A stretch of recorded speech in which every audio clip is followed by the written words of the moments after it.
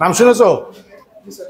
Incubator, যাদের ডেয়ারিতে poultry farm, হ্যাঁ, মুরগির থেকে মুরগির বাচ্চা যখন হয় তখন এখন এইগুলো ব্যবহার করা হয়।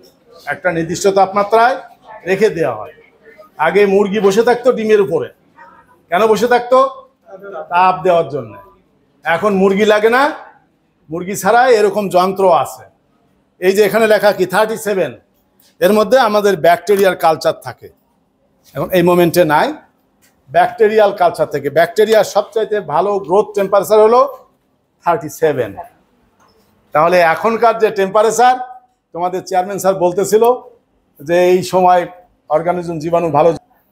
পুরো বাংলাদেশটাই আমি বলি ইনকিউবেটর, পুরো বাংলাদেশটাই ইনকিউবেটর, যে টেম্পারেচার, যার ফলে এই ব্যাকটেরিয়ার রিপ্রোডাকশনটা তাড়াতাড়ি হয়।